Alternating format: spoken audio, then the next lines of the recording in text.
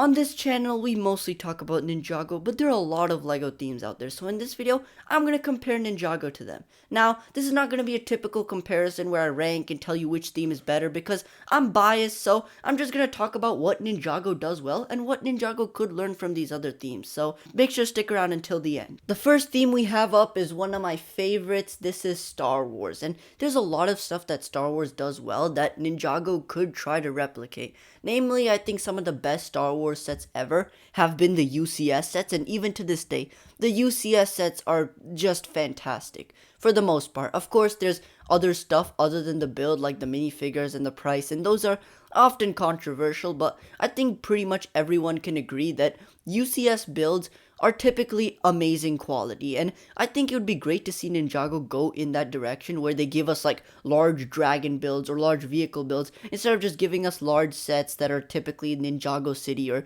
location type sets. And it feels like Ninjago's going there with Legends, but of course that's only $150 so far, so I think it'd be interesting to see where that goes, and they could definitely try to replicate what Star Wars has done with UCS. Another concept that I'm a pretty big fan of that Star Wars has done well in the past, not currently, are battle packs. And again, don't look at current battle packs, they suck, but in the past you had sets that were $10 to $15 or $15 to $20, and they gave you 4 good minifigures and a good build, and I think that's something that Ninjago could also try, because we don't get all that many villain sets in Ninjago, so the villain armies don't really feel that much like an army, because we get more ninja minifigures than villain army minifigures. So I think definitely we should have one like villain army battle pack set every wave. Again, they've been trying to do that. Like last year we had Jay's Mech battle pack, but I think every single year, or every single wave rather, we could have one $15 set with 3 villain minifigures, a ninja, and maybe like a villain build. So if kids want to build up their villain army, they can just buy like 2 or 3 of those, and boom, you have like 9 villain minifigures and a bunch of cool builds to fight against the other ninja builds that come in the wave. Finally, another type of set that I cannot believe Ninjago has not done already is an advent calendar. LEGO, if you're watching this video, which you're probably not, but if you're watching this video, just make an advent calendar.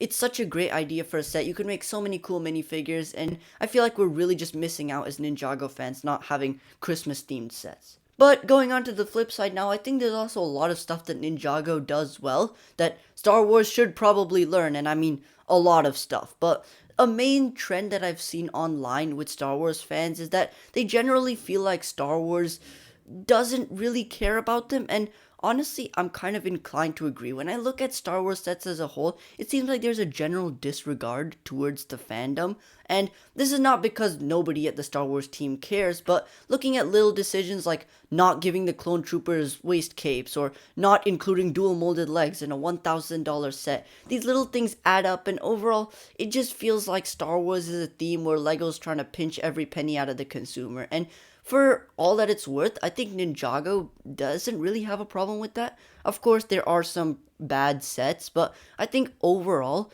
most Ninjago sets are generally pretty good quality for a fair price, and I've never got the feeling that Ninjago is just trying to cut corners to maximize their profits, and I get that feeling all the time with Star Wars, and that kind of needs to change. Another thing is that I think Star Wars definitely should try to make more sets for kids. Ninjago, over 50% of Ninjago sets are for kids, and that makes sense because, well, of course it's a kids theme, and Star Wars isn't really a kids theme that much anymore. But still, you're pretty much pricing out kids when most of your sets are above $50. And also, like, the only kids sets that you have now are just microfighters and battle packs. And I feel like Star Wars should definitely try to bring back the cheap play sets that they had, like the $20 sets that were maybe a speeder bike or something like that. But even the smaller, cheaper sets are overpriced, like the 2026 Cobb Van Speeder that's $35 with only 2 minifigures and 200 pieces. So I think that's something they definitely should try to improve, like Ninjago did. Before we move on, a shameless self-promo from me. Hey guys, these videos take a lot of time and energy to make, so if y'all could just like and subscribe, it would help me out a ton. Besides, it takes less than a second, so there's really no excuse. But with that out of the way, moving on. Next up, we have LEGO Marvel, and again, there's a lot of great stuff that Marvel does that I think Ninjago could benefit from. Firstly, we have the epic battle sets that are starting next year, and I've already made a short on this, so I won't go into it too in depth, but these sets are generally fantastic. I mean, you have an iconic location, you have a bunch of great minifigures. Think about if Ninjago had that, you could have so many iconic scenes, like Lloyd versus the Overlord in Season 2, Zane versus the Overlord in Season 3, Lloyd versus Garmadon in Season 8. There's so many iconic scenes, and it would be great if Ninjago did that. Maybe as a part of Legacy, because that's now coming back, you could have these like epic battles from past Ninjago seasons. I think that would just be fantastic. Great cheap sets, great minifigures, and I think, yeah, that's definitely something Ninjago should try to replicate. Another thing that Marvel does a lot, which I'm not fully a fan of, but I'm a pretty big fan of the concept, are these quote unquote like action kit sets. I don't really know what to call them, but they're basically big expensive sets that don't have too much of a build. It's pretty much like a base plate or some sort of building in the background, and it just comes with like 9 or 10 figures. And the whole idea is it's basically an arena for you to play with your minifigures, and I think that would be amazing. Like, we get lots of Ninjago sets that have quite a bit of minifigures. Like, for example, last year we had the Tournament Battle Arena. This year we had the Dragonian Storm Village. So we do get sets like that. But I think it would be just great to get a $70 set that comes with 7 or 8 minifigures. And maybe not that great of a build, but like a decently substantial build just for kids to like play around with. Something that Ninjago does way better than Marvel, in my opinion, though, are the mechs. Now, of course, mechs aren't the main focus of Marvel, while Ninjago makes like double-digit numbers of mechs every year.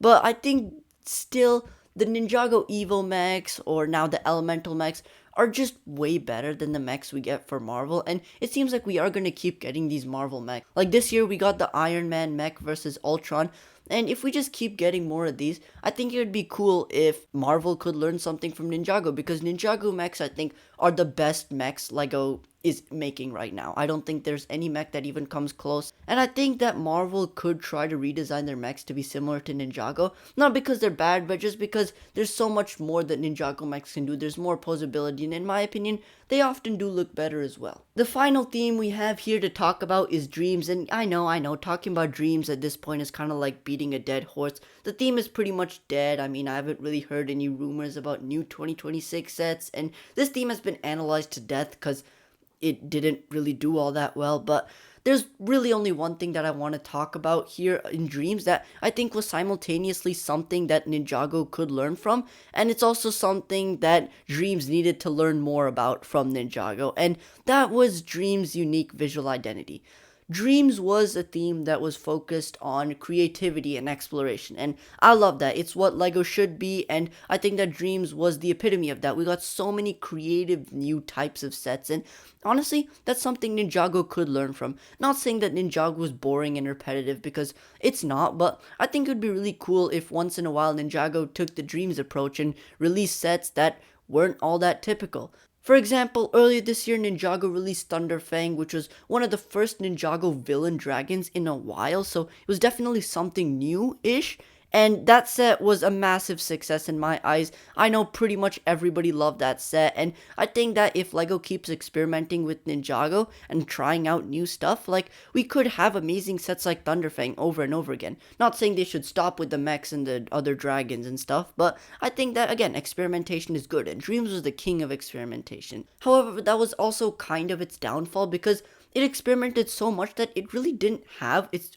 own unique visual identity. Like, for example, when I think of Star Wars, I think of ships. When I think of Ninjago, I think of mechs and dragons. But when I think of Dreams, I just kind of think of, like, stuff. Like, we have a lot of stuff. We have mechs, we have trucks, we have location builds, but there's nothing that really ties them together except for the fact that they're all, like, super abstract. And I don't know, I'm just thinking, if I was a kid and I loved mechs, I would straight up just become a Ninjago fan, buy Ninjago sets every time. But no matter what I'm a particularly big fan of, Dreams is never really gonna be for me, because Dreams experiments so much. I might like one Dream set and just not be interested in the rest. I think that's what has happened with Dreams, where Ninjago consistently releases a lot of sets which most of its fans are interested in every year, while Dreams is kind of like a hit and miss. They throw everything at the wall, and some stuff sticks with some people, but most of it just doesn't, and I think that if Lego's gonna move forward with these new action adventure themes,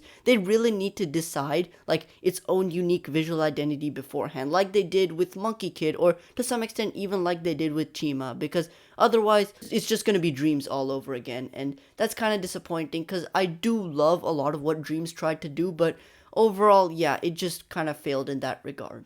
So that was it for my quote unquote comparison of these LEGO themes. Let me know what you think down in the comments below. And if this video gets to 300 likes, I'll make a part 2 talking about even more LEGO themes. So I'll see you all in the next one.